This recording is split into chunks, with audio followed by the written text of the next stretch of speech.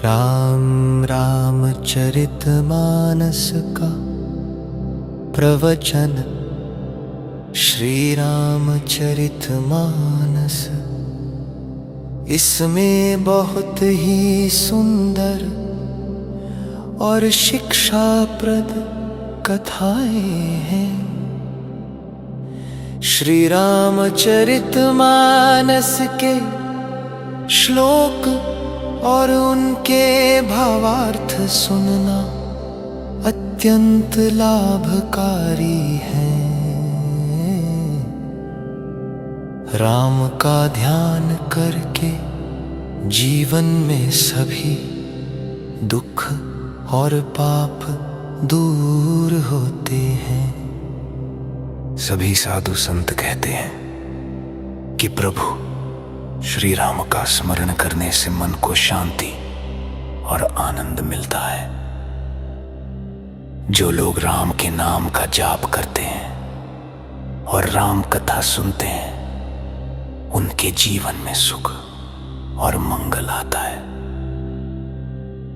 सच्चे भक्तों का जीवन हमेशा उत्तम और पुण्यशील होता है।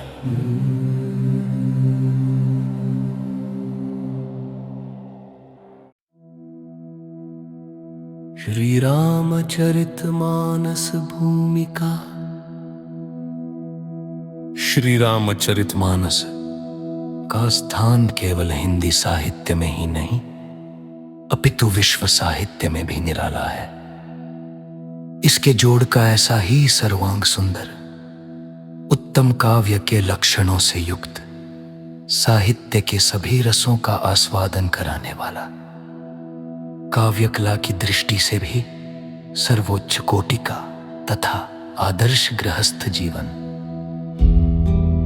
आदर्श राजधर्म, आदर्श पारिवारिक जीवन, आदर्श पातिव्रत धर्म, आदर्श भ्रातृ धर्म के साथ साथ सर्वोच्च भक्ति, ज्ञान, त्याग, वैराग्य तथा सदाचार की शिक्षा देने वाला, स्त्री पुरुष, बालक वृद्ध और युवाओं के लिए समान रूप से उपयोगी एवं सर्वोपरि सगुण साकार भगवान की आदर्श मानव लीला तथा उनके गुण, प्रभाव, रहस्य तथा प्रेम के गहन तत्वों को अत्यंत सरल, रोचक एवं ओजस्वी शब्दों में व्यक्त करने वाला कोई दूसरा ग्रंथ हिंदी भाषा में ही नहीं, कदाचित संसार की किसी भी भाषा में आज तक नहीं लिखा गया।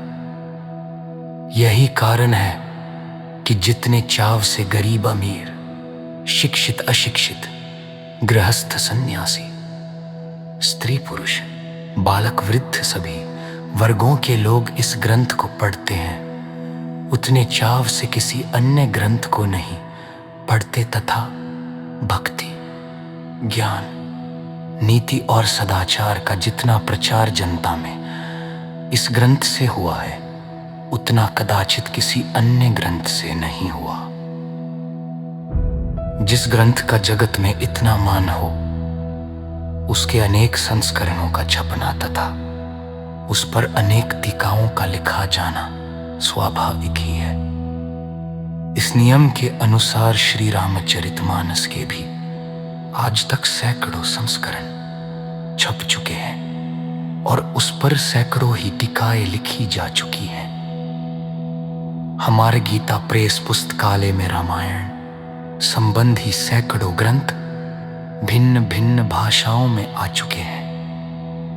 अब तक अनुमानतः इसकी लाखों प्रतियां छप चुकी होंगी।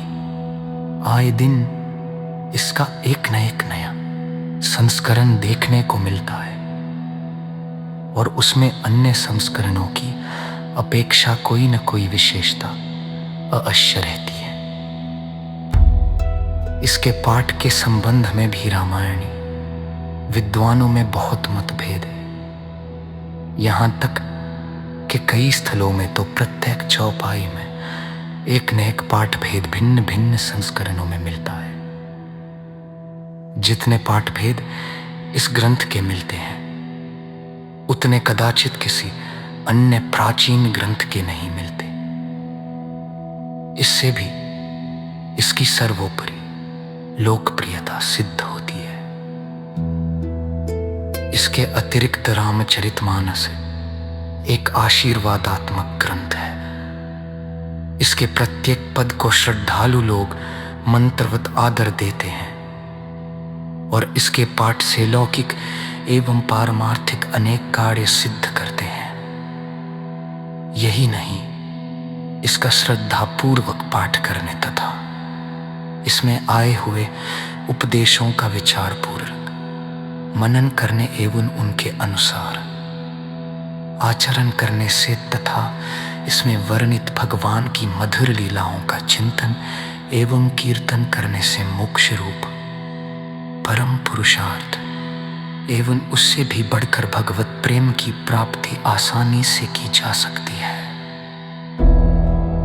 क्यों न हो जिस ग्रंथ की रचना गोस्वामी तुलसीदास जी जैसे अनन्य भगवत भक्त के द्वारा हुई हो, जिन्होंने भगवान श्री सीताराम जी की कृपा से उनके पे फैलिला होता पेट्टिच्छु अनगातर की यथार्थ के रूप में परिणम किया हो। साक्षात भगवान श्री गौरी शंकर जी की आज्ञा से हुई कथा, जिस पर शायद भगवान ने सिप्तिन सेवन सुंदर विगगा उतने हाक से सही की हो, उसका इस प्रकार का अलौकिक प्रभाव कोई वृषशरीय की गाता ही ना। ऐसी दशाओं में इस अलौकिक ग्रंथ का जितना भी प्रचार किया जाएगा, जितना पिचपटकन था थिन एगम मालिन इनशील लौडो, उतना भी जगत का मंगल लौडो। इसमें तनत भी संदेह नहीं है। वादमान सने नित जब सर्वत्र हाहाकार मचा हुआ है, सारा संसार तक एवं अशांति की भीषण जारा से चले हुए हैं। जड़त की कोमी कोने में माड़ तात मची हुई है, पर प्रतिदिन हजारों मन शुद्ध संहार हो रहा है। करोड़ों अरबों की संपत्ति एक दूसरे के बिना उसके रहे खर्च की जा रही है। विज्ञान जो सारे शक्ति प्रक्रिया को शमशान के रोकने परिणत करने में लगी हुई है। संसार के परे से करे मस्तिष्क संहार की नहीं साधनों को धूम निकाल मैंने इसके ऐसी समय में जगत ने सुख शांति एवं परिंगक सांतर में तथागत प्रकंप जीवों ने पुनरुद्धार करने के लिए रामचरितमानस का तांत एवं है।